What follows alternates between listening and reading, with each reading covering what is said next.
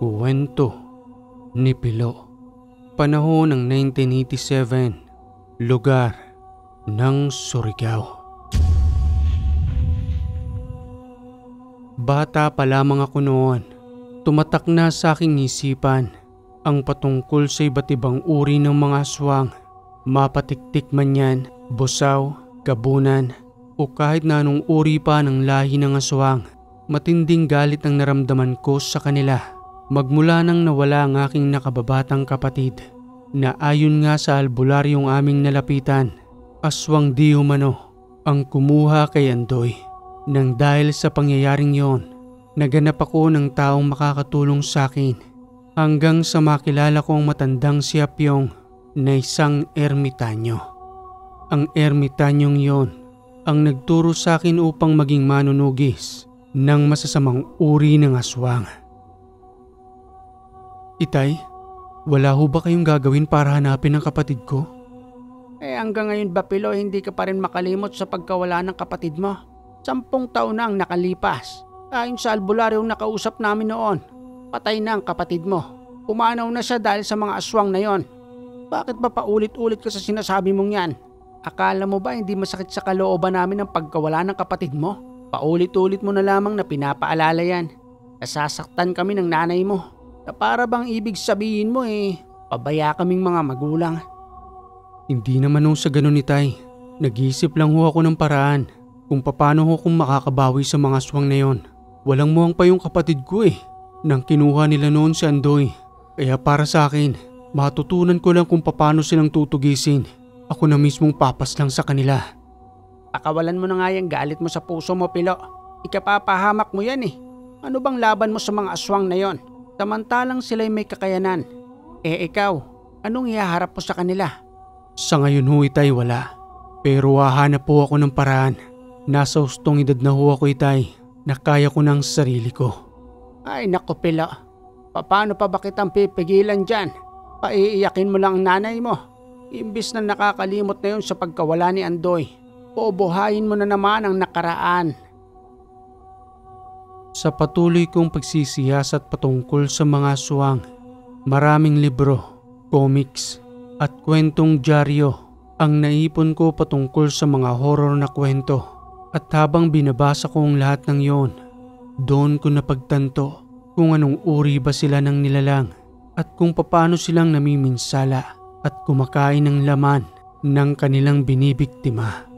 Na kahit na sa libro ko lamang yon nababasa, mas lalo akong nanlumo roon kung gaano kasakit ang naramdaman ni Andoy habang pinagkakaisahan siyang kainin ng mga ito na unti-unting inuubos ang kanyang kalamnan.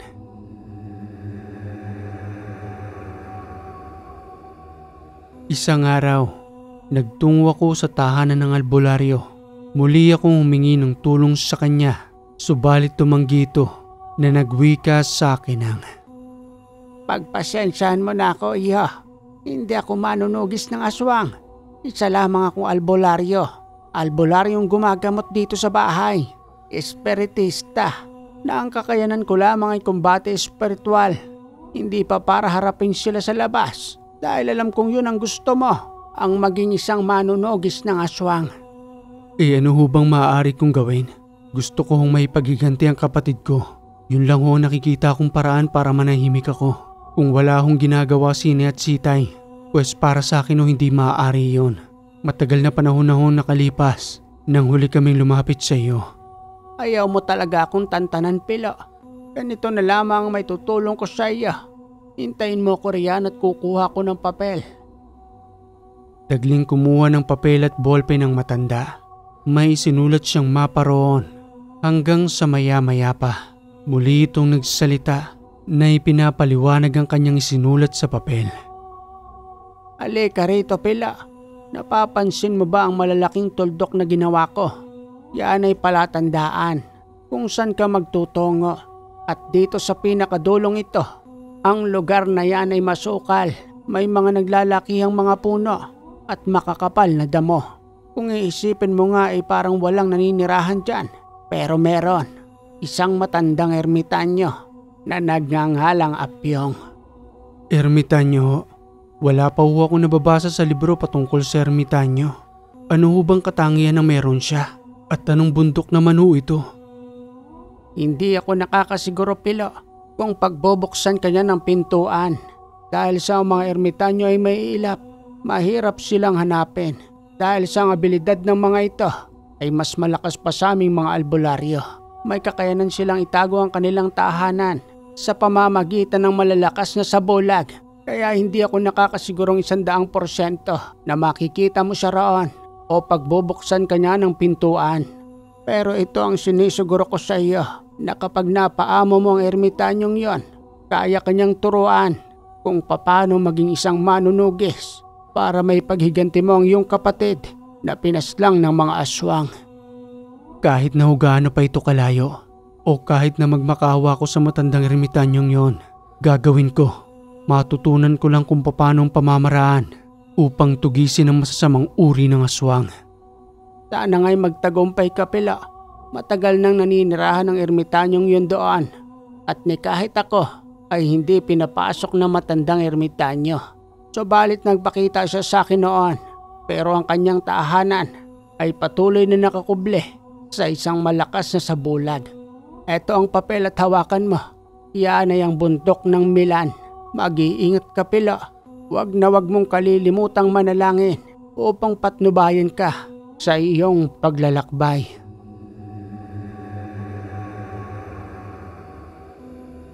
Hindi ako nag-aksaya ng oras. Sa kinagabihan ay naganda ako ng aking mga gamit. Napansin ni Itay at ni Inay. Hindi ko na sana ipapaalam ang lahat ng gagawin ko. Ngunit patuloy pa rin sila sa pagtatanong kung saan naman ako magtutungo. Itay, Inay, hindi ko alam kung ilang araw akong mawawala. Maaaring ilang buwan din ho. Yun ay kung papalarin. Saan ka ba talaga pupunta, anak? Magtutungo ka ba sa kabayanan para magtrabaho? O luluwas ka ng Kaminilaan? Hindi ho, Itay. Hahanapin ko ang sinasabi ng albularyo.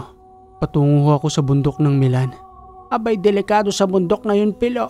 Ano bang gagawin mo roon? Pinahihirapan mo naman ang damdamin namin ng iyong inay. Ikaw na nga lang ang natira sa amin. Aalis ka pa rito. Hahanapin ko ang makakatulong sa akin, Itay. Gusto kong ipagiganti si Andoy. Hahanapin ko ang ermitanyo. Nandoon ito sa bundok na yon at siya lang ang makakatulong sa akin upang matutunan ang lahat ng kinakailangan ko. Kung hindi ka na namin mapipigilan ng iyong inay, Pilo, sige, ipagpatuloy mo yung gusto mong gawin. Kung anong magpapasaya sa iyo at para sa ikatatahimik ng iyong isipan patungkol sa namayapa mong kapatid na si Andoy. Basta babalik ka ng buhay rito sa ating tahanan, ha. Maghihintay kami sa iyo ng iyong inay. Ipangako mo yan sa amin, Pilo.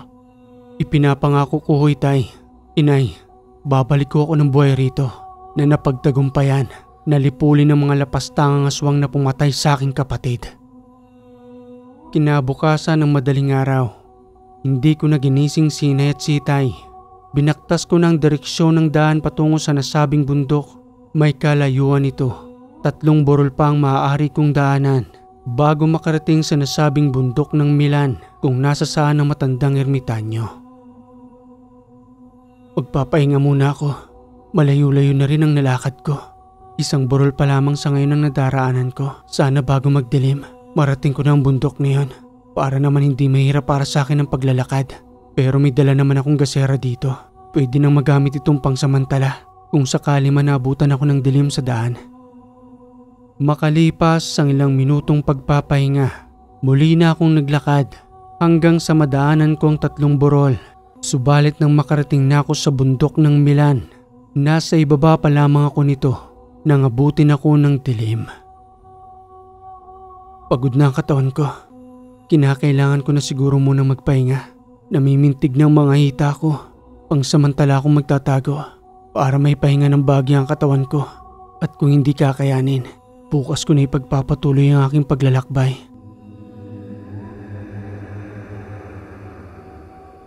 Dahil na rin sa sobrang pagod ko noon, hindi ko na namalayan ng oras.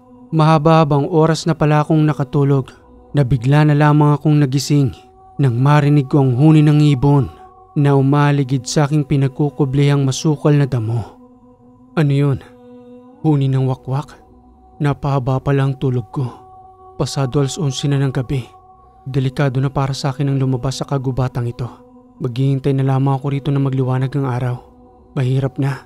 Hindi ko may sasagawa ang mga plano ko kung ako mismo ay mapapahamak. Patuloy akong nanahimik sa aking pinagkukublian.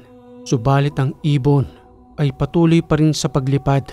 Naririnig ko ang kanyang malakas na pagaspas na malamang sa malamang ako ang hinahanap nito na naaamoy niya ang aking pisikal na katawan.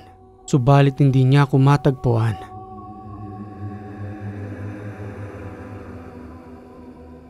Makalipas ang ilang oras na paghihintay, sa pagpatak ng 6:00 ng umaga, lubusan ng sumikat ang araw at ang pagkaing daladala ko sa aking bag, ubos na ito na kanina ko pang nilantakan dahil sa haba ng oras ng aking paghihintay. Kampante na ako ng umagang yon, kaya muli na akong nagpatuloy sa aking paglalakbay hanggang sa may madaanan akong isang tahanan. May kalumaan na ito at halos butas-butas ng dingding. Nagbaka sakali ako na makahingi man lamang ng tubig. Patuloy akong tumawag roon, subalit ni isang tao ay wala man lamang sumasagot. Tao po? Magandang umaga po. May tao po ba sa tahanang ito? Hanggang sa may marinig akong kumaluskos na nanggaling sa likuran ng tahanan. Ano kaya yon? Baka nandoon ang may-ari ng tahanang ito. Matingnan nga. Dahan-dahan akong umikot ng tahanan hanggang sa mapansin ko ang isang asong naghihingalo. Anong nangyari sa asong ito? Bakit nakalabas na ang bituka niya? Nagkalat din ng dugo sa kanyang katawan. Sino naman kayong walang awang may gawa nito? Bigla kong napalingon sa aking likuran nang maramdaman kong may tao. At nang masulyapan ko nga ang kanyang mga mata, animoy silaw na silaw ito sa sikat ng araw. Hanggang sa magwika sa akin ang, Anong ginagawa mo rito sa likuran ng aking tahanan? Sino ka? Isa ka bang manlalakbay? Magandang umaga ho. Tama ho kayo. Isa nga ho akong manlalakbay. Ikaw po pala may-ari ng bahay na ito. Nagbaka sakali lang ho sana ako na kung maaaring makahingi ng tubig. Pasensya ka na, iha. Wala akong tubig rito. Sa katunayan ay matagal nang abandonado ang tahanang ito. Ngayong araw lang na ito muli akong bumalik. Ganun ho ba? Pero aso niyo ho ba ito? Kaawa-awa naman ho ang kanyang sitwasyon. Napakalaki ho ng sugat sa kanyang tiyan na naging dahilan ng paglabas ng kanyang lamang loob. Hindi ko alagang aso yan. Malamang ay naligaw lamang rin dito. Siguro ay napalaban sa mas mababangis na hayop na naging dahilan ng pagkasugat ng kanyang tiyan. May mababangis na hayop pa po ba sa kagubatang ito? Oo naman. Marami. Kaya mag-iingat ka, iho. Lalo pat hindi ka taga rito. Tulad nga ng sinabi mo, isa kang manlalakbay na natungo sa bundok na ito. Salamat po sa babala mo. Pero may mga tahanan pa po ba sa itaas na maaari ko man lamang mahinga ng tubig? Kung gusto mo, may madaraanan kang isang maliit na balon malapit sa isang malaking puno ng nara na maaari mong pagkunan ng maiinom. Malinis ang tubig na iyon na dumaraan sa ugat ng puno ng nara dahil sa wala ka ng ibang makikitang tahanan riyan maliban sa abandonadong tahanan kong ito na matagal ko nang pinabayaan. Salamat to. Ano ho bang pangalan ninyo? Tawagin mo ako sa pangalang Fidel. Isa akong matandang magtutroso dito sa kagubatang ito. Sa edad niyo hong yan, nakakabuhat pa kayo ng troso? Oo naman, iho. Yun na ang kinamulatan kong hanap buhay na magpahanggang sa ngayon ay patuloy ko pa rin ginagawa. Sige na't umalis ka na. Patatagpuan mong tubig na hinahanap mo kapag nakita mo na ang malaking puno ng nara. Paano itong aso? Ikaw na hubang bahalang maglibing sa kanya?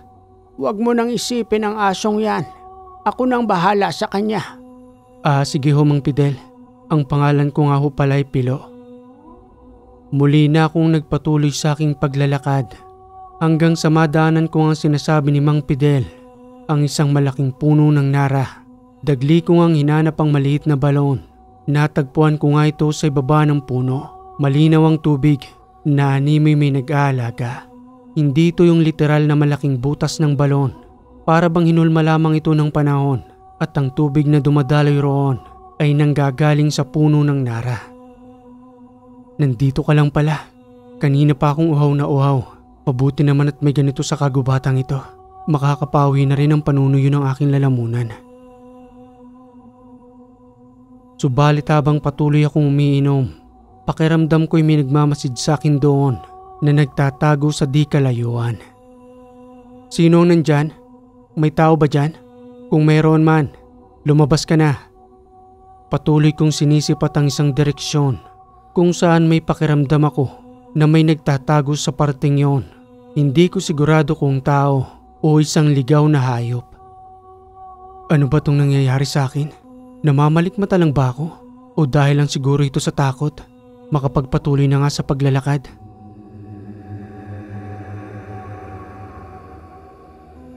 Hanggang sa lubusan kong ang marating ang mga palatandaan na isinulat ng matandang albularyo sa isang papel na aking sinundan sa paglalakbay. Hindi ako nagkakamali.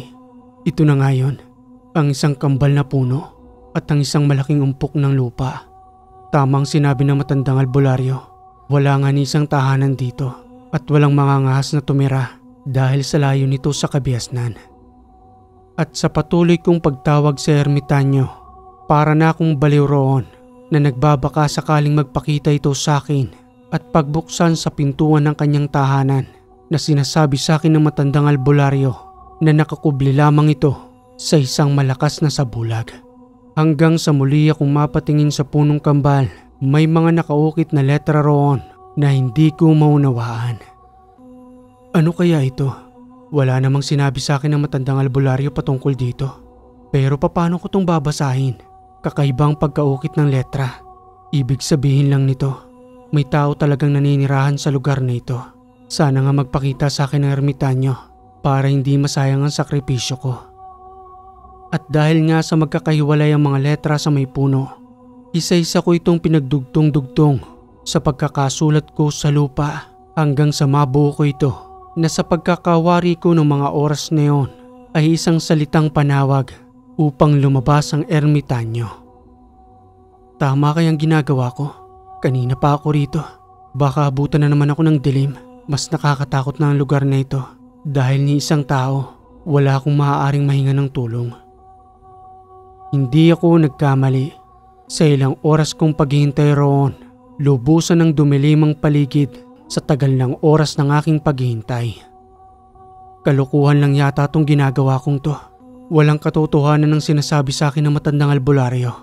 Hintayin mo lang ako, tanda. Kapag muli na ako nakabalik sa aming bahay, ikaw ang unang-una kong papasyalan para sabihin sa iyo na isang malaking kasinungalingan ang sinasabi mong ermitanyo. Nanatili ako sa lugar na yon, nagkuble sa ilalim ng punong kambal upang doon na magpalipas ng dilim.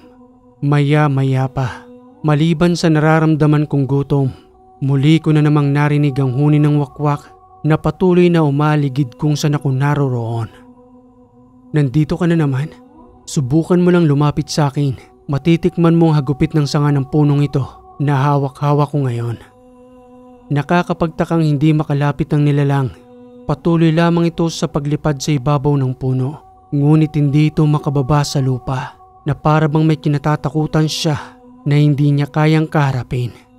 Hanggang sa may marinig akong boses ng matanda. Para bang nanggagaling ito sa isang malalim na hukay kung saan ako nakatayo. Tama bang naririnig ko? Boses ng isang matanda.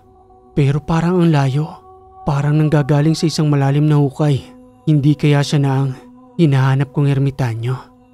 Masamang uri ng nilalang. Gusto mo na yatang pumanaw. Naliligaw na kayo ngayon sa teritoryo ko. Habang nakakapagtimpi pa ako, umalis na kayo. Kesa pagpira-pirasuhin ko ang katawan ninyo rito at gawin kong pataba sa lupa. Matapos kong madinig ang tinig na yon, anime may nagbukas na isang pintuan.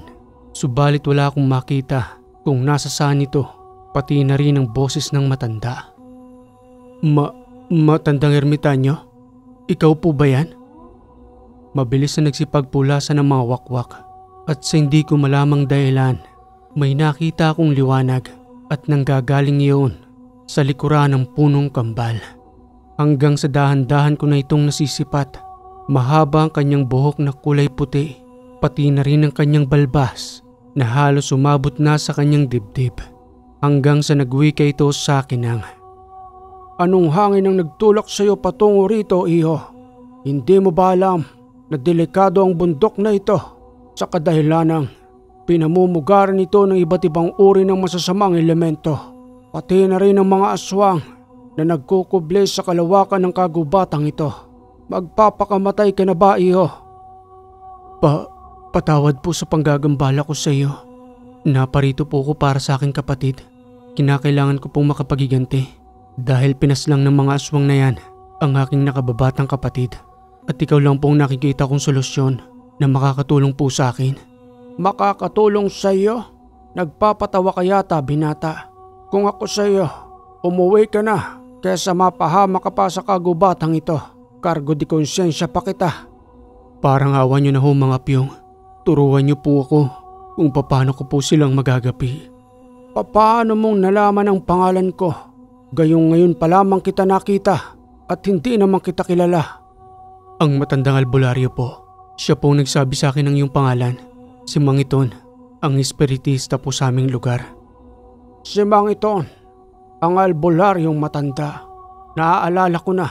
Sa kanya ka pala nang galing. Bueno, pag-iisipan ko kung karapat dapat ka nga bang turuan. Hindi madali ang nais mo. Kinakailangan ng mahabang panahon bago mo matutunan ang lahat ng kailangan mong kaalaman. Hindi ito pinupulot kung saan-saan. Bago ko ito natutunan, malaking sakripisyo ang ginawa ko. Lumayo ko sa aking pamilya at nanirahan sa kagubatang ito. Mga elementong naging pamilya ko. At sa araw-araw na gagawin mo sa lugar na ito, maraming beses kang magdarasal hanggang sa ipagkaloob sa iyo ang inaasam mong kapangyarihan. Gagawin ko pong lahat mga piyong. Turuan niyo lang po ako. Parang awa niyo na po. Kahit ano pong ipagawa niyo sa akin, gagawin ko. Sigurado ka na ba dyan sa sinasabi mo? Mahabang pasensya ang kailangan. Susubukin ka ng panahon, pati na rin ang iyong ugali. Tandaan mo ang pamilyang ito. Kung sakali man na maging karapat-dapat ka, wag na wag mong gagamitin ang kaalamang ito sa mga taong normal para lamang manglamang o kaya naman ay makapanakit. Babalik din sa iyo ang lahat ng gagawin mong yon na parang isang boomerang na ikaw lang rin pati na rin ang iyong pamilya ang magbabayad ng pagkakamali mong yon. Nauunawaan ko ho mga piyong. Makakaasa ho kayo na sa kabutihan ko lamang ho gagamitin ang kaalaman at sa panunugis lamang ng masasamang nilalang na kumitil ng buhay ng aking kapatid. Bibigyan kita ng pagkakataon. Sa ngayon ay mananatili ka sa aking tahanan. Ikaw at ako lang ang makakakita ng aking tahanan dahil sa kargado ito ng sabulag. Subalit bubuksan ko ang iyong paningin upang makita mo ito sa panahon ng iyong pananatili rito hanggang sa muli mo itong lisanin upang tahakin ang iyong piniling landas. Marami hong salamat mga piyong sa pagbibigay ho sa akin ng pagkakataon. Hayaan niyo at pagbubutihin ko hanggang sa makamtan ko ang lahat ng kaalaman na maaari mong ibahagi sa akin. Napansin ko ng mga oras na yun, nag-usalang matandang ermitanyo na iniihip sa aking mga mata at sa maniwala man kayo sa akin o hindi, animoy isa itong malakas na mahika habang unti-unting nagpapakita sa akin ng kanyang mamunting tahanan na nasa likuran lang pala ng punong kambal na hindi ko man lamang napansin sa ilang oras kong pananatili roon. Ang galing, paano niyang naitago ito? Kanina pa akong nandirito. Kaya pala parang may pumipigil sa aking isipan na magtungo sa likuran ng punong ito. Siguro dahil na rin sa sabulag na may kargang iba't ibang uri ng mga usal na pumipigil sa aking isipan. Pumasok ka na sa aking mamunting tahanan. Magmula ngayong gabing ito, ito na ang magiging pangsamantalang tahanan mo. Susundin mo ang mga iniutos ko nang walang pag-aalinlangan. Yon ay para sa ikabubuti mo rin. Nagkakaintindihan ba tayo, binata? Opo mga piyong. Naiintindihan ko po. Hanggang sa pumasok na nga kami roon. Isang normal na tahanan din lang naman yon. Subalit ang mga gamit na nandoon ay nagmula pa sa mga antigong kagamitan na ipinamana pa umano sa kanya ng kanyang mga ninuno. lalo ng isang mahiwagang baol na ipinagbabawal niya sa aking hawakan. Kanina pa tayong nag-uusap hanggang sa makapasok ka na sa loob ng aking tahanan na hindi ko pa alam ang pangalan mo. Tawagin niyo po ako sa pangalang Pilo. Yan po ang pangalan ko. Muling pamilin para sa iyo, Pilo. Itong isang baol na ito ay wag na wag mong hahawakan sa kadahilanang hindi pa ito naaangkop sa iyong katawan. Maaari kang magkaroon ng malubhang karamdaman dahil sa hindi pa kakayanin ng iyong normal na enerhiya ang nakapaloob sa baol na ito. Maliban po dyan mga piyong, alin pa ang hindi ko maaaring pakialaman? Yan lamang na baol na yan. Ipangako mo sa akin, Pilo, wag na wag kang mangangahas dahil kung hindi ka magkaroon ng matinding karamdaman, maaari ka namang mabaliw para ikawala ng lahat ng iyong memorya. Masasayang lang ang lahat ng pinag-aralan mo kung mangyayari sa iyo iyon. Ipinapangako ko mga piyong.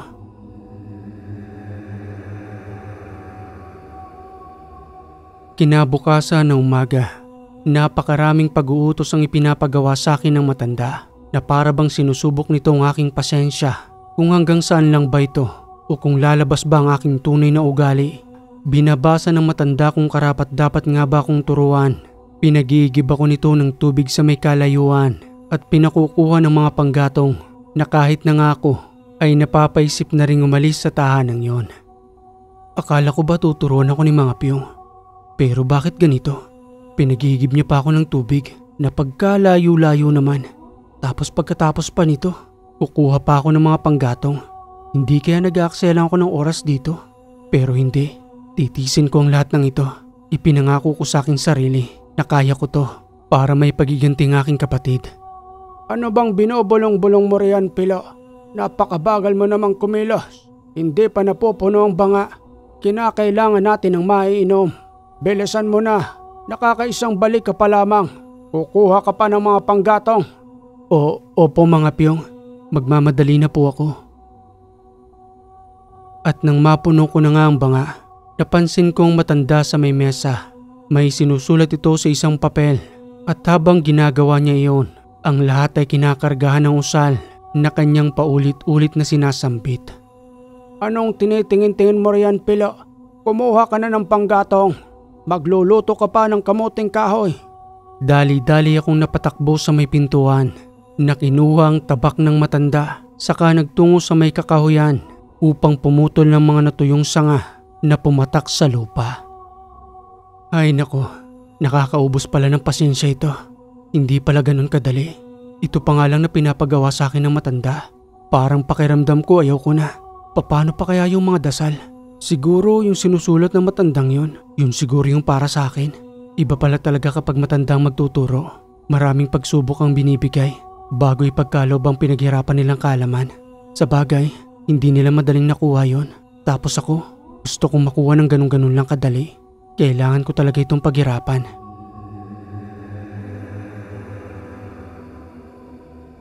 At nang matapos ko na nga ang lahat ng gawain sa araw na yon, tinawag ako ng matanda sa labas ng tahanan habang daladalang 5 papel na kargado ng iba't ibang uri ng usal.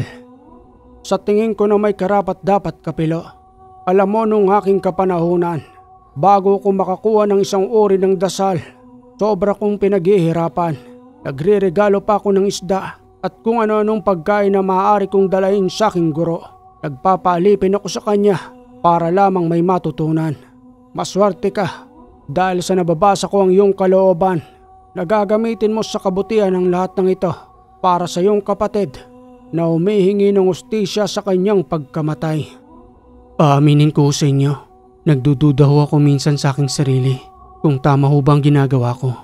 Tama lamang na magduda ka dahil hindi ka immortal. Isa kang tao na nangangailangan lamang ng ganitong uri ng kaalaman para sa iyong proteksyon at sa iyong tatahaking landas bilang isang manunugis. Ang papel na ito ay simple, subalit napakahalaga upang hindi ka maligaw sa iyong pagdarasal. Inilagay ko na ang para sa iyong unang baitang sa iyong pag-aaral at magmula sa araw na ito, wala tayong aksayang oras. Mamayang gabi magsisimula ka na, 49 na araw, walang humpay na pagdarasal at susundan mo lamang nakasulat riyan at sa pamamaraang yon Sinisiguro ko sa iyo, Pilo, na kahit na isa kang normal na tao, pagbibigyan ka ng may likha sa kadahilanang may basbas ko na ito upang pagkalooban ka ng kakayanan. Subalit wag mong lalagpasan ang proseso dahil ang simpleng prosesong yon ay napakahalaga para sa paghuhubog ng iyong bagong pagkatao. Kinagabihan, nagsindi ang matanda ng 3 kandila. Naluhod ako sa harap ng kanyang altar. Pareho kaming sabay na nagdasal roon. At sa unang pagsambit ko pa lamang ng mga usal, nanindig ang aking mga balahibo. Nakaramdam ako ng matinding takot ng mga oras na yun. Hanggang sa magsalita ang matanda, sa kadahilanang napapansin niya ang paulit-ulit kong paglingon sa aking likuran na parabang may nag-aalalay sa akin. Huwag mong pansinin ang iyong nararamdaman, Pilo. Ipagpatuloy mo ang iyong pagdarasal upang taimtim mo itong maisagawa hanggang sa matapos ang bawat pahina ng mga isinulat ko sa papel. Opo mga piyong, ulitin ko na lang po sa simula. At sa pagpapatuloy ko nga ng pagdarasal, dahan-dahang nawawala ang pangingilabot na parabang kahit papano nagiging komportable na ako sa aking mga sinasambit dahil sa ang pundasyon ng devosyong iyon ay dahan-dahan ang tinatanggap ng aking katawan.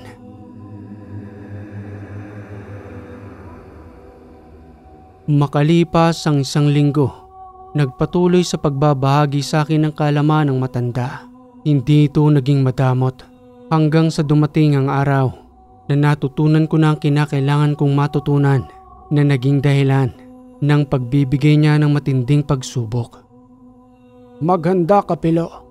Bababa tayo ng bundok na ito upang magtungo sa isang ilog. Ano naman ang gagawin natin doon? Marami ng kabataan ang nagbuwis ng buhay. Kinuha ng masamang elementong naninirahan sa ilog na yon. At ang kapalit naman noon ay pagkakaroon ng maraming isda. At yon ang nagsisilbing kabayaran sa bawat pagkawala ng bata. Ano naman hong uring lamang tubig yun? Makakaya ko ba siyang kalabanin? Samantalang, sa isang idlap lang ay kaya niya akong lunurin. Para saan pa ang mga natutunan mo na sa makalipas ng 2 buwang pananatili mo rito ay hindi mo pa nagagamit sa masasamang elemento? Sisimulan natin sa pagkitil ng masasamang elementong kumukuha ng kabataan. Wala silang karapatan na ang kaluluwa ng mga ito ay bihagi nila at gawing alipin sa kanilang tahanan. Ito ang mutya ng tubig. Habang nananatili ito sa iyong sistema, magkakaroon ka ng abilidad na hindi maubusan ng hangin sa iyong katawan kahit na magbabad ka pa ng ilang oras sa ilalim ng tubig. Yan ang kapasidad ng mutyang iyan.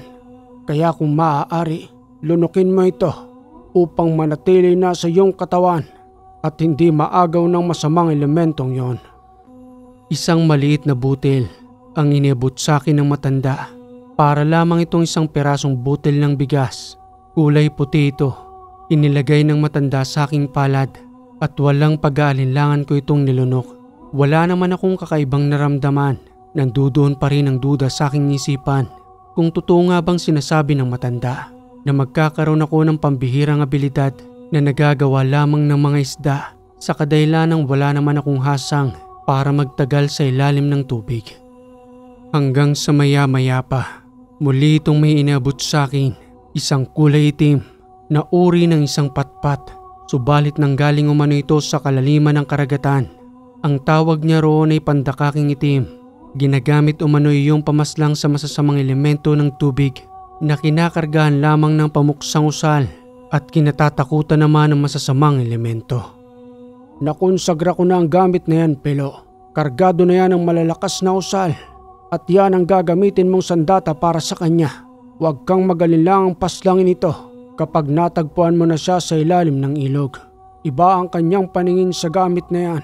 Makikita niya itong nagliliwanag na espada. Sa kadahilanang ang pandakaking itim ay pinangangalagaan ng mabubuting elemento ng dagat. Makukuha iyan sa kalaliman na kung hindi ka magpapaalam sa mga elemento, hindi ka nila pagkakalooban. Kaya ngayon ay nasa kamay mo na. Gamitin mo ito sa tama upang matigil na ang pagkawala ng mga kabataan sa ilog na yon dahil sa syokoy na naninirahan sa ilalim nito.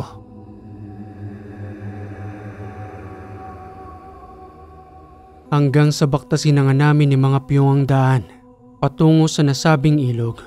At nang makarating na nga kami roon, may isang mangingisdang nakasakay sa may balsa.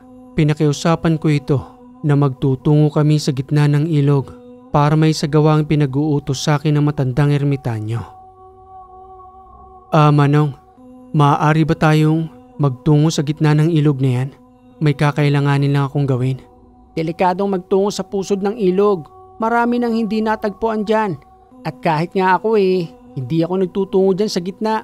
Dito lang ako sa mga gilid-gilid nangingisda. Mga matitigas na ulo ng kabataan na nagtutungo dyan. Kaya ayun, sinasamantala naman ng sukoy. Tagasan ka ba't hindi mo alam? Hindi talaga ako taga rito.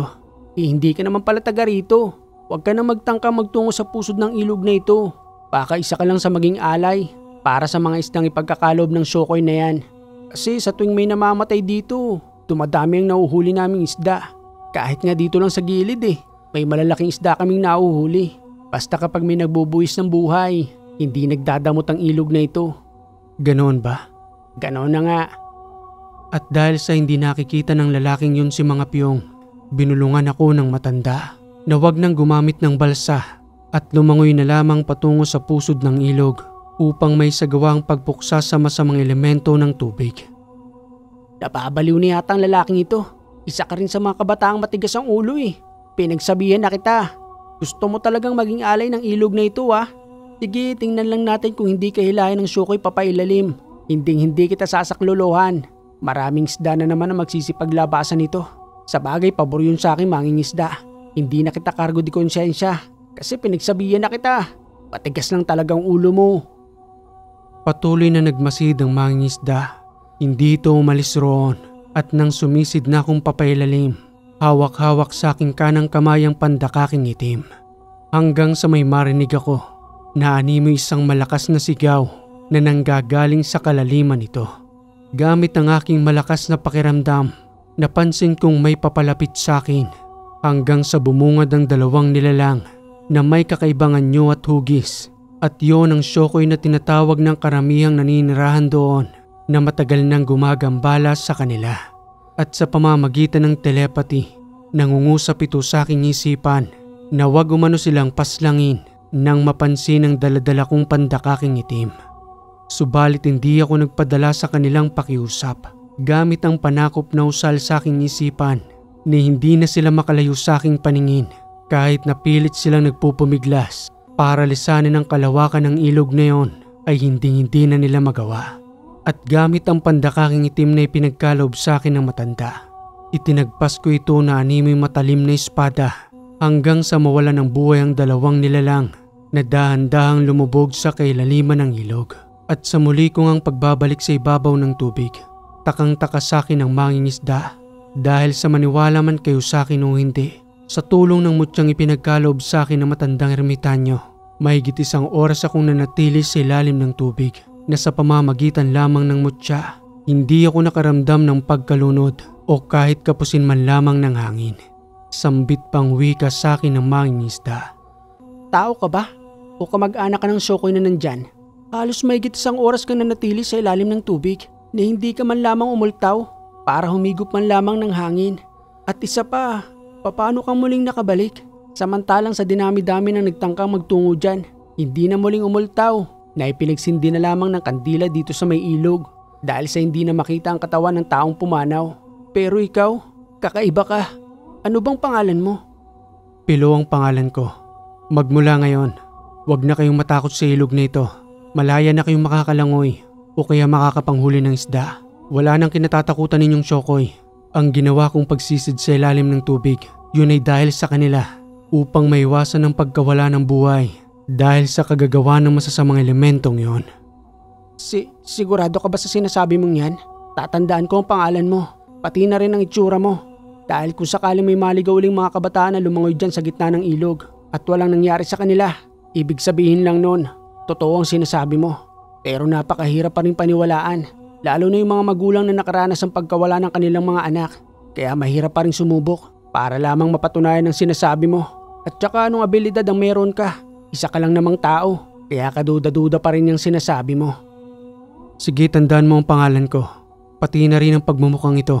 At hindi naman kita pinipilit na maniwala sa akin. Siguro sa 1 oras kong pananatili sa ilalim ng tubig, sapat na siguro yon para sabihin ko sa iyong hindi ako normal, na may alam ako na hindi mo alam. At yon ang kaibahan natin. O paano ba yan? Ipamalita mo na lamang sa mga tahanang nandirito na safe na ang ilog na ito. Alisin na ninyo ang pangamba para mapayapa na ninyong magamit ng libreng tubig na nanggagaling sa ilog na ito.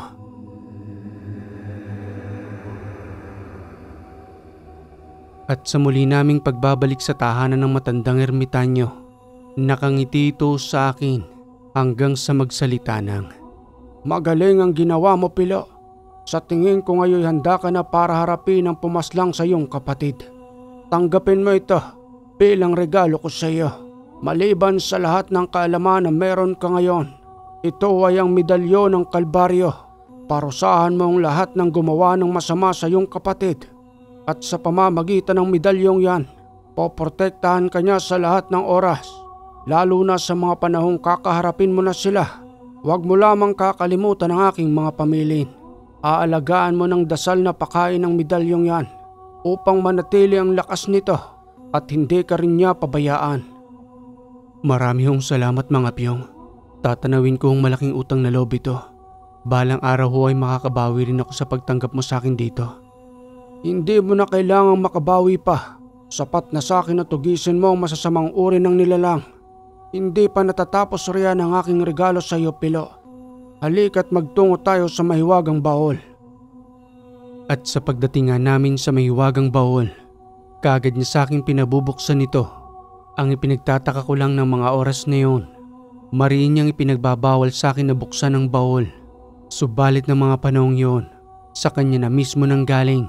Nabuksan ko ito at kunin ang kanyang regalo na nasa loob ng mahiwagang baol. Akala ko ba mga piyong, bawal ho para sa akin na buksan ito. Ni kahit nga napapunasan mo sa akin ng mga alikabok, hindi mo man lang sa akin pinapagawa. Ano ho bang nilalaman ito? Tama ka sa mga sinabi mo, Pilo. Subalit noon yun, dahil sa hindi pa kaya ng iyong katawan. Ngayon ay balanse ng enerhiyang dumadaloy sa iyo at kargado ka na ng proteksyon upang hindi ka mapinsala nito. Ipagkakatiwala ko na sa iyo ang pangangalaga sa nilalaman ng baul na yan. Dahan-dahan ko itong binuksan.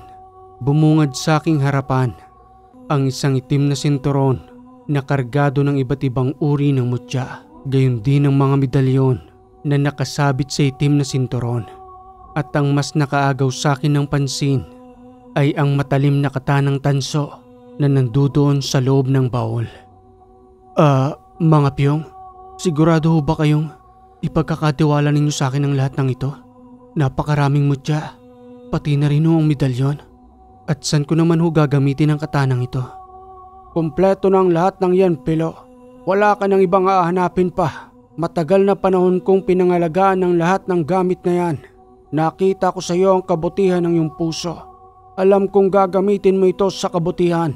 At ang katanang nakikita mo, yan ang gagamitin mo sa pagpaslang sa mga aswang. Muli ho akong nagpapasalamat mga piyong.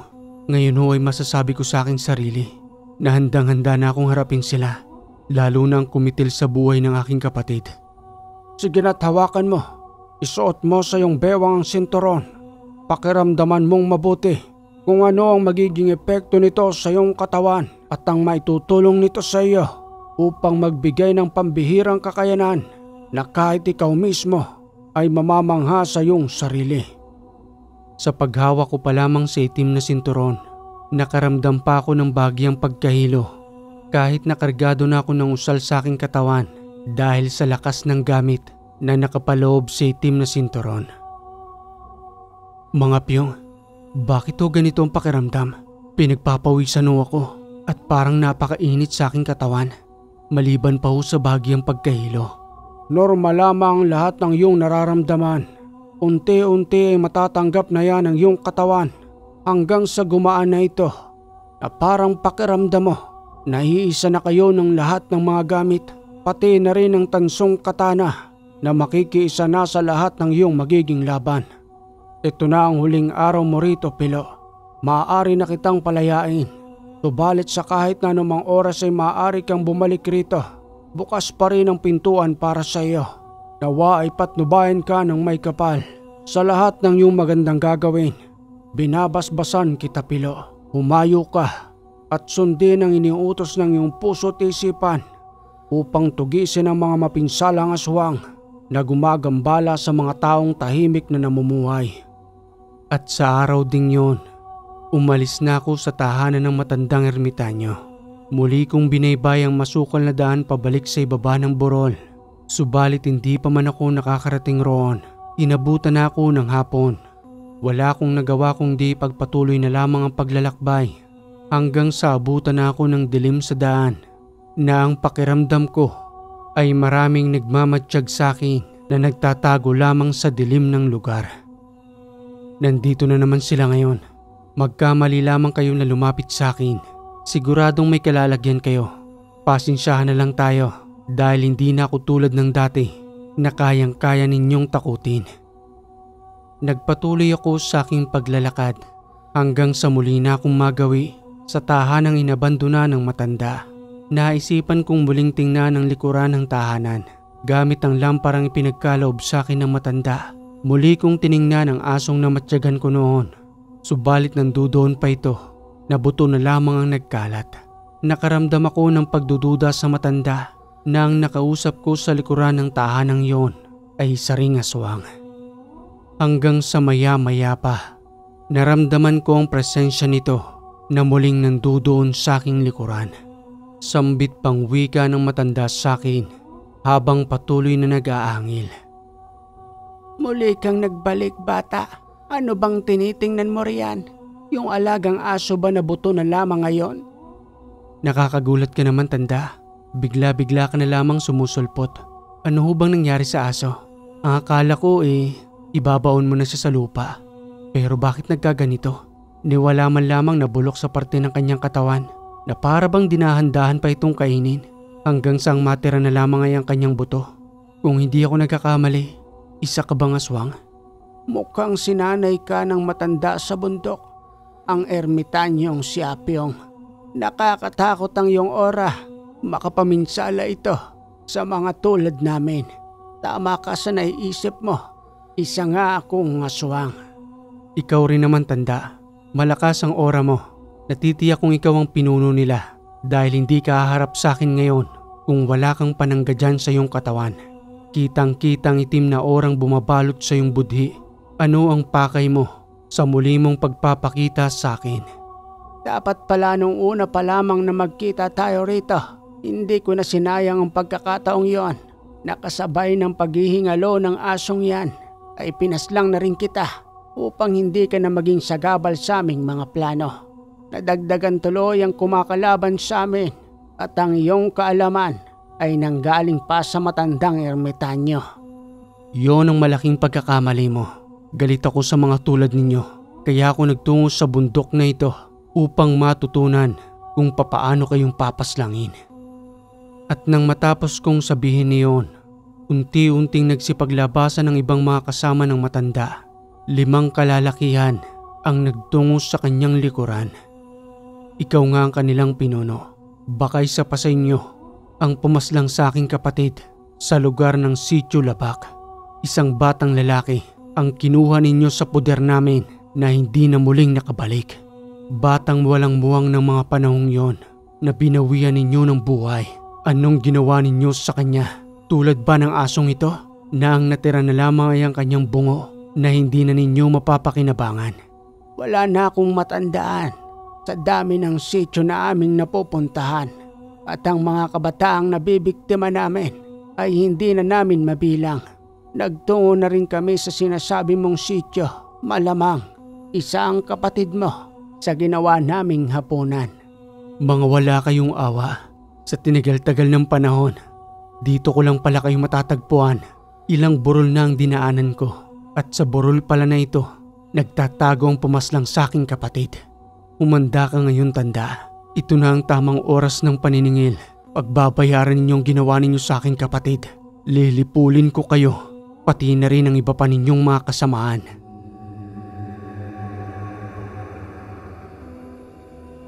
Matapos ko pa lamang nasambitin ang katagang yon, umarang sa aking harapan ng 5 kalalakihan habang ang matandang pinuno bigla itong nawala sa kanilang likuran na ipinaubaya na sa kanyang alagad ang pagpaslang sa akin. Nasa na ang pinuno ninyo? Naduduwag ba siyang kaharapin ako? O hindi niya lang talaga ako kaya? Kulang pa kayong 5 bilang kabayaran sa pagpaslang ninyo sa buhay ng aking kapatid. At nang hawakan ko ang kata ng tanso, napansin kong tila napatras ang 5 yon. Unti-unti silang nagbago ng anyo na ang dating nasa katawang tao ay naging isang uri ng malalaking aso na may mahabang pangil at kuko.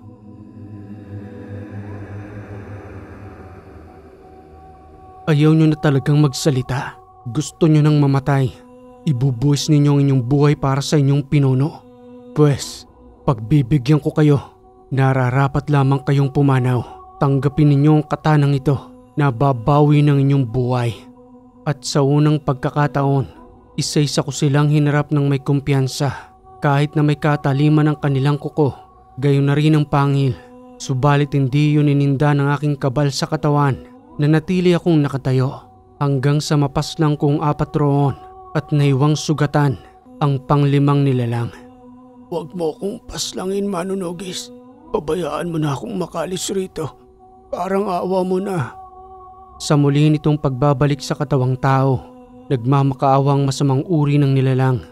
Pinagbigyan ko ito ng isang pagkakataon upang ipaabot sa kanyang pinuno na tutugisin ko siya kahit saan man siya magtago.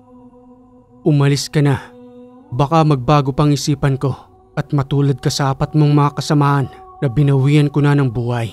Huwag mong kalilimutan ang ipinapabot kong mensahe. Sana'y makarating ka pa raw ng buhay sa dami ng sugat na tinamo mo sa iyong katawan. At nang makalayo-layo na ito sa aking harapan, nilisan ko ng lugar na yon. Madaling araw na nang makauwi ako sa aming tahanan. At sa pagbubukas nga ng pintuan ng aking inay, gulat na gulat ito nang makitang duguan ng aking kasuotan habang may mabahong amoy na nanggaling sa dugo ng mga aswang. Ay naku, ano bang nangyari sa'yo, Pilo? Bakit napakaraming dugo dyan sa iyong damit? At ang baho-baho mo. Matapos ng ilang buwan mong pagkawala rito. Tapos uuwi ka ng ganyan, anak.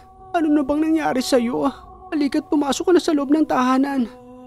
At nang marinig nga kami ni Tay, lumabas din ito ng silid habang nagwiwika ng, Ayan na nga bang sinasabi ko sa'yo, Pilo. Pinagsabihan na kitang huwag ka na magtungo roon. Tingnan mo yung itsura mo. Tuguan ng iyong katawan. Mabuti na lamang at nakauwi ka pa ng buhay. May natamo ka bang sugat? Huwag niyo ho akong alalahanin, Inay at Itay. Alam ko na ho ang ginagawa ko at wala ho akong sugat ni isa. Hindi naman maiwasan sa aming, Pilo, ang mag-alala sa'yo. Tingnan mo nga yung postura mo. Akala namin kung naapano ka na. Nawala nang nakababata mong kapatid. Pati ba naman ikaw, mawawala pa rin sa amin. Hindi ho yun mangyayari, Inay. At hindi ho ako makakapayag na lahat ng sakripisyo ko para sa aking kapatid ay mawawalan lamang ng saysay. Ano yung nasa katawan mo, Pilo? Bakit parang may iba't ibang uri ng mga medalyon? Paano kang nagkaroon yan? Mahabang kwento, Itay. Maaari ho bang maglinis muna ako ng aking katawan? Sige na, Pilo. Maligo ka na muna roon at ipaghahanda kita ng pagkain.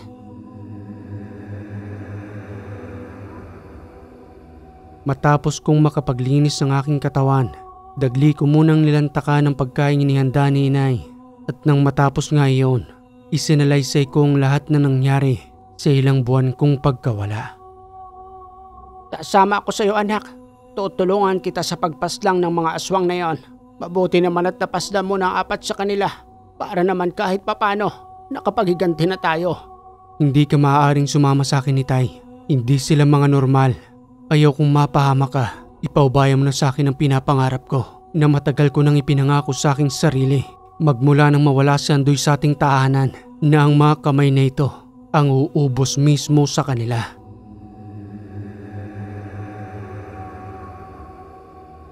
Makalipas ang 3 araw, muli akong nagpaalam kay Inay at Itay na babalik ako sa kabundukan ng Milan dahil sa malakas ang aking pakiramdam na nandoon pa rin ang pinuno na aking tutugisin. Mag-iingat ka roon, Pilo. Nawa ay patnubayan ka ng Panginoon at maligtas ka sa lahat ng iyong gagawin. Maghihintay kami sa iyo rito ng iyong inay. Sige na, tumalis ka na dahil alam naming hindi ka rin namin mapipigilan.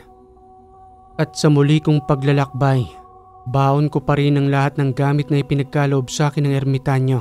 At sa mga oras na yon ay handang-handa na akong harapin sila at hindi na ako papayag na muli pang makatakas ang pinakapinuno hanggang sa lubusan silang malipol gamit ang aking kakayanan. Makalipas ang ilang oras na paglalakbay, sa muli kong ang pagbabalik sa lugar, pasado 7:00 na ng gabi, nang muli kong madaanan ang abandonadong tahanan. Wala na roon ang mga bangkay ng masasamang nilalang. Malamang sa pagsikat ng araw, nalusaw o kinuha na ang katawan ng mga ito. Pinili kong manatili roon ng ilang oras hanggang sa muling magparamdam ang mga alagad ni Fidel na pinuno ng mga aswang. Nandito nang hinihintay ko. Umanda kayo sa akin. Unti-unti ko kayong uubusin upang wala nang iba pang mapahamak dahil sa pagiging hayok ninyo sa laman ng tao. At sa pagkakataong yon, nararamdaman kong marami silang magkakasama hanggang sa maya-maya pa nga. Nangunguna ang pinunong si Fidel at ang nasa kanyang likuran ay nasa 20 nilalang. Nakabot sa akin ang mensahe mo. Napapaslangin mo raw ako. Totoo nga ba yon? At ang sabi pa sa akin ng aking alagad, isa ka na raw manunugis. At ang mga tulad namin, ang pinapaslang mo. Baka naman nakatsamba ka lang sa 4 kong disipulo. Pasensya ka na nga pala kung ipinaubaya lamang kita sa kanila. Kasi mukha ka namang mahina. Pero kahit papano'y napabilib mo ako roon. Subalit sa pagkakataong ito, siguro naman ay nangangatog na ang tuhod mo. Dahil sa dami namin na pagpepiestahan ng katawan mo kapag napabagsak ka na namin sa lupa. Hanggang sa marinig ko ang boses ng matandang ermitanyo, lumantad ito sa aming harapan habang nagwiwika ng, "Hindi ka nag-iisa, Pilo. Kanina pa akong nandirito at nakikinig sa inyong usapan. Wala pa ring tigil ang kasamaan mo, Fidel. Binigyan ko kayo ng pagkakataong maniraan sa bundok na ito. Subalit anong ginawa ninyo? Sinira ninyo ang aking tiwala. Tinahak mo ang landas na yan, Fidel, at walang pumilit sa iyo para maging isang pinuno ng mga aswang. Matagal mo na yang pinangarap. Tinuturuan pa lang tayo ng ating dating guro. Taliwas na ang mga nasa isipan mo. Kaya nang palayasin ka ng ating guro noon, mas lalo kang nanindigan na panghawakan ng itim na kapangyarihan na mayroon ka ngayon." "Huwag ka nang makialam dito, Apyong. Hindi ka kasali sa usaping ito. Ang binatang yan lamang ang pakay namin. Wala nang iba. Kaya umalis ka na riyan. Kung ayaw mong pati ikaw ay madamay na sa gulong ito." "Hindi na bago sa akin, Fidel, ang mga gawain ninyo. Matagal ko na kayong pinagbigyan. Siguro ito na ang tamang oras at pagkakataon upang lubusan ng matigil ang kasamaan ninyo sa pamamagitan ni Pilo at sa tulong ko upang lipulin kayo. Handa kami sa inyong pagsalakay at hindi ko pababayaan ang batang ito kahit na ano pa man ang mangyari." "Kung gayon ang nais ninyo, magkasama kayong mamamatay at madudungisan ng dugo ninyo ang paanan ng bundok na ito. Kung magkagayon, kami na ang maghahari sa buong kagubatan. Dahil ito na ang huli mong gabi, Apyong, sa pakikipagtulungan mo dyan sa batang yan." "Tingnan natin, Fidel, kung saan na nga ba umabot ang iyong antas sa dami ng iyong pinaslang. Anong antas na ba ang pinagkaloob sa iyo ng demonyo para magtiwala ka sa iyong kakayanan? Huwag mong kalilimutan ito, Fidel, na wala pang nakakatalo sa kapangyarihan ng Panginoon. Kaya magdasal ka na sa lahat ng demonyong sinasamba mo." Sa galit ng pinunong matandang si Fidel, sa pamamagitan pa lamang ng musta ng kanyang kamay, sumugod ang kanyang mga disipulo na isa-isa kaming ginamitan ng kanilang kakayanan. Subalit hindi ito umubra dahil sa kapal ng kabal na ipinagkaloob sa akin ng matanda. At sa pamamagitan ng tansong katana, ang bawat isa'y tinagpas ko at itinarak sa kanilang katawan hanggang sa lubusang mapaslang ang karamihan doon at ang iba naman ay nagkanya-kanya na ng paglikas. "Papaano ba yan, Fidel?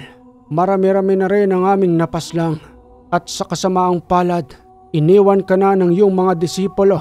Ikaw na lamang ang natitira. Paninindigan mo ba ang lahat ng sinabi mo o isa ka rin sa lilikas sa lugar na ito?" Patuloy na pinanindigan ng pinunong si Fidel ang pakikipaglaban sa akin gamit ang kanyang kaalaman na matagal na panahon niyang pinangalagaan. Hindi ako duwaga, Pyong. Haharapin ko yung alaga mo at ipakikita ko sa iyo kung papaano ko siyang pupugutan ng ulo gamit ang aking matatalim na kuko. Subalit sa pagsugod ng matandang si Fidel, kabaliktaran ang nangyari. Sugatan ito sa pagtama ng kata ng tanso hanggang sa maghingalo ang matanda na nakahawak sa aking panan at tumihingi ng ikalawang buhay para sa kanyang pagbabago. Huwag ka nang maaawa sa kanya, Pilo. Naawa ba siya sa pagkitil ng buhay ng iyong kapatid? Diba hindi naman? At hindi na magbabago ang ganyang uri ng nilalang. Huwag ka nang mag-isip, Pilo. Pugutan mo na ng ulo yung si Fidel upang hindi na tularan at hindi na makapamuno sa iba pang mga nilalang na nais niyang hikayatin. Ramdamin mo ang lahat ng sakit na ipinaramdam ninyo sa aking kapatid. Huwag mong gawin sa akin ito, Pilo. Maawa ka, Pilo. Matapos ko itong kitla ng buhay, ang lahat ng nanduroon ay inilagay ko sa abandonadong tahanan. Sinindihan ko ito hanggang sa dahan-dahang maging abo ang lahat. Lumapit sa akin ang matandang ermitanyo, saka ito nagwika sa akin ng, malaki ang maitutulong mo, Pilo, upang manatiling tahimik ang bawat sityo dahil ikaw na ang manunugis ng aswang sa Surigao. Okay mga kahiwaga, ang ganda ng kwento ni Pilo. Dahil sa paghahanap ng solusyon sa paghihiganti sa kanyang kapatid, nagkaroon siya ng maraming kaalaman na nanggaling sa isang ermitanyo at tinagurian siya nitong bagong manunugis sa Surigao. At kung nagustuhan mong kwentong ito mga kahiwaga, palambing naman po ng like and share. At kung hindi ka pa nakaka-subscribe, click mo na yung subscribe button dyan, pati na rin yung bell para updated ka sa ating mga bagong kwento.